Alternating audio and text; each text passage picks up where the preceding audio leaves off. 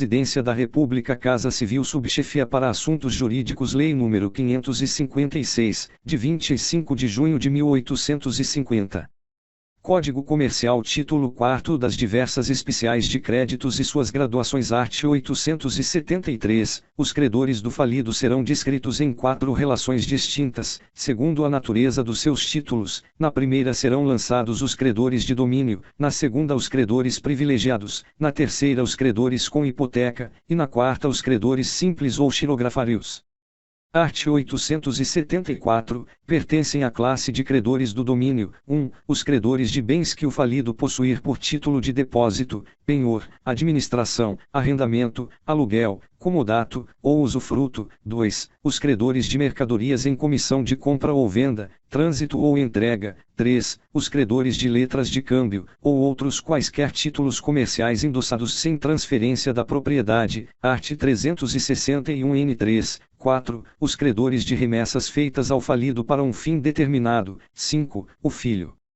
Famílias, pelos bens castrenses e adventícios, o herdeiro e o legatário pelos bens da herança ou legado, e o tutelado pelos bens da tutoria ou curadoria. 6. A mulher casada, e pelos bens dotais, e pelos parafernais que possuísse antes do consórcio, se os respectivos títulos se acharem lançados no registro do comércio dentro de 15 dias subsequentes à celebração do matrimônio. Art. 31 segunda pelos bens adquiridos na constância do consórcio por título de doação, herança ou legado com a cláusula de não entrarem na comunhão, uma vez que se prove por documento competente que tais bens entrarão efetivamente no poder do marido, e os respectivos títulos e documentos tenham sido inscritos no registro do comércio dentro de 15 dias subsequentes ao do recebimento. Art. 31, 7. O dono da coisa furtada existente em espécie.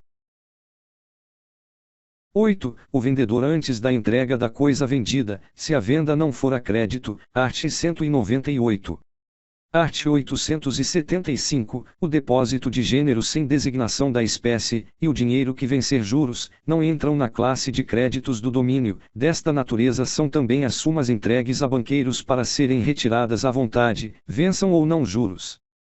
Art. 876, são credores privilegiados aqueles cujos créditos procederem de alguma das causas seguintes: 1. Despesas funerárias feitas sem luxo e com relação à qualidade social do falido, e aquelas a que dera lugar a doença de que falecera. 2. Despesas e custas da administração da casa falida, tendo sido feitas com a devida autorização. Arts. 833 e 841. 3. Salários ou soldadas de feitores, guarda-livros, caixeiros, agentes e domésticos do falido, vencidas no ano imediatamente anterior à data da declaração da quebra. Art. 806. 4. Soldadas das diantes de mar que não estiverem prescritas. Art. 449-N4. 5. Hipoteca tácita especial. 6. Hipoteca tácita geral. Art. 877, tem o credor hipoteca tácita especial: 1. Nos móveis que se acharem dentro da casa, para pagamento dos aluguéis vencidos, e nos frutos pendentes, a respeito da renda ou foro dos prédios rústicos. 2. Nas benfeitorias ou no seu valor, pelos materiais e jornais dos operários empregados nas mesmas benfeitorias. 3. O credor pignoratício, na coisa dada em penhor. 4. Na coisa salvada, o que a salvou pelas despesas com que a fez salva. Art. 738. 5. Na embarcação e fretes da última viagem a tripulação do navio. Art. 564. 6. No navio, os que concorreram com dinheiro para a sua compra, conserto, aprestos ou provisões. Art. 475. 7. Nas fazendas carregadas, o aluguel ou frete, as despesas e a varia grossa. Art. 117, 626 e 627. 8. No objeto sobre que recai o empréstimo marítimo, o dador do dinheiro a risco. Art. 633 e 662. 9. Nos mais casos compreendidos em diversas disposições deste Código. Art. 108,156, 189, 537, 565 e 632. Art. 878, tem hipoteca tácita geral em todos os bens do falido. 1. O credor por alcance de contas de curadoria ou tutoria que o falido tivesse exercido. 2. O credor por herança ou legado. 3. O credor que presta alimentos ao falido e sua família, ou de ordem do falido, nos 6 meses anteriores à quebra. Art. 806. Art. 879, são credores hipotecários aqueles que têm os seus créditos garantidos por hipoteca especial. Art. 806. Todos os mais são credores simples ou xirografários. Título V das preferenciais e distribuições. Art. 880, os credores preferem uns aos outros pela ordem em que ficam classificados, e na mesma classe preferem pela ordem da sua enumeração. Art. 881, não se oferecendo dúvida sobre os credores de domínio. Art. 874, nem sobre os privilegiados. Art. 876, o juiz comissário poderá mandar entregar logo a coisa aos primeiros, e aos segundos a importância reclamada.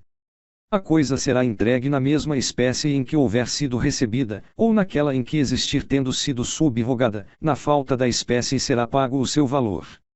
Art. 882, os privilegiados enumerados no artigo 876 em 1, 2, 3 e 4 lugar serão pagos pela massa. Os das 5 espécies só podem ser pagos pelo produto dos bens em que tiverem hipoteca tácita especial, e até onde esta chegar somente. Os das 6 espécies serão embolsados pela massa depois de pagos os privilegiados, que os preferirem, procedendo-se a rateio entre os últimos, dada a igualdade de direitos, e não havendo bens que bastem.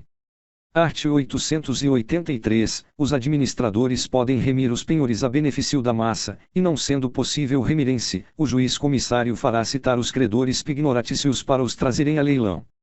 A sobra, havendo-a, entrará na massa, mas se pelo contrário não bastar o seu produto, a diferença entrará em rateio entre os credores pignoratícios e xirografário.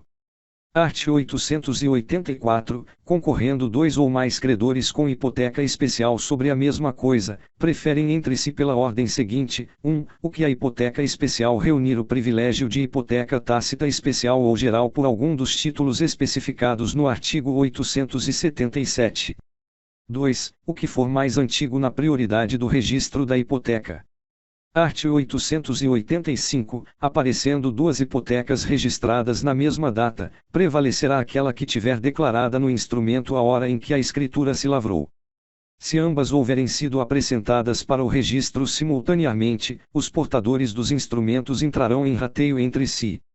Art. 886, os credores hipotecários a respeito dos quais se não der contestação, ou que tenham obtido sentença, serão embolsados pelo produto da venda dos bens hipotecados. A sobra, havendo-a, entra na massa, e pela falta ou diferença concorrem em rateio com os credores xirografários. Art. 887, quando acontecer que o credor hipotecário nada receba dos bens hipotecados por serem absorvido por outro que deva preferir na mesma hipoteca, entrará no rateio como credor xirografário.